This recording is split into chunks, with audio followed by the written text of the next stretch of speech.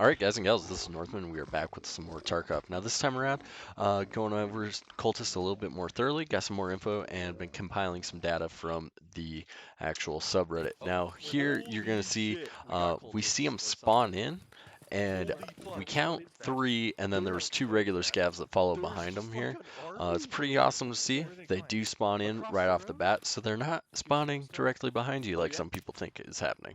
You can also see how that one laid down behind the one I just shot, and that's been pretty comparable to what everyone else is saying. People are seeing them on thermals and stuff laid down, or playing back video and actually noticing someone laid in the grass before they get jumped. So keep in mind they will ambush both from bushes as well as lay down and ambush you. They actually do that to me in this raid, and I do get the poison effect, which I'll show you. Further, we were able to show that they didn't teleport or anything. We got to watch them actually ambush some guys at the checkpoint and then finish them off. It's pretty interesting to see how they actually interact. They were holding off on shooting at us, even though they clearly were aggroing and watching us throughout numerous parts of this. Did take out some more scavs and we got into more interesting stuff here, but a lot of what I've been seeing on the subreddit is they are now on customs. People have been running into them on shoreline and woods. Again, mostly around the actual marked areas. However, they will wander out further than what some people were showing. We were seeing some people get jumped over even as far as the scav hut over to the right down the road. Not the scav house all the way by outskirts, but that little one close by. So keep that in mind. You're not necessarily safe on night raids if you're far away from a marked area. You still might get jumped. There have also been conflicting reports on when they are going to actually spawn in. I've seen both 10 p.m. as well as 11 p.m. Most of what I've been seeing is around 2200 hours, which is that 10 p.m. time period. So keep that in mind when you're running around. Anytime after 10, you're likely to run into them.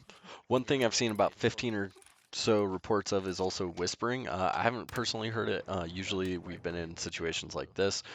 We've actually ran into them twice, but we very well managed to keep distance except for the time that they ambushed us in the bushes. The other thing is they will rush. We do see that quite a bit here, as well as the grenading and the flank. They stay pretty mobile, and it also seems like they will crawl through grass to get better positioning on you.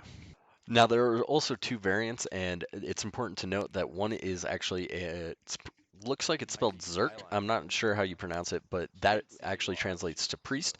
It's your main guy. He's going to be the one most commonly with the cultist knife. However, we've also seen him with the K-bar, and then furthermore, pretty much any of them can have the cultist knife. They do primarily use suppressed weapons as well, AKMs, pretty kitted SVD, and even AS Val. However, they do have a chance of being found with an MP5 or even a Tapco SKS that are unsuppressed. But most commonly, people are finding them with suppressed weapons. I have seen multiple reports, and from our first experience with them, they will persist after that 5 a.m. cutoff. So if they have spawned in, they will still be in game. They don't just leave the map after that cutoff time. So you can actually see them in the daytime, but it's early morning and it requires you having entered the raid before their cutoff. And finally, talking about the poison. The poison will actually do a ton of damage. I'll show you the effect that I saw right now. That was pretty much a nonstop. I couldn't actually leave. We thought we could get it with a Propital. It didn't work out. I ran out of healing and I died in the actual lumber camp on my way to the RUAF. So I didn't make it very far. The other thing to keep in mind is there's only one way to cure it. That's the new antidote. They removed the immunity type effects from everything, or sorry, the antidote type effects from everything, and it's only the antidote that does it. You do get immunity bonuses from 2 items that I've found, the milk as well as this stem.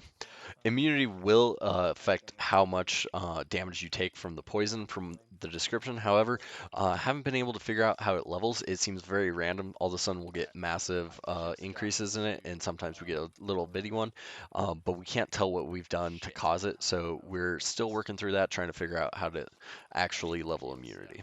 Anyways, that's everything I got. I hope you guys enjoyed. And if you guys have more experiences that I didn't cover, please leave them down in the comments below.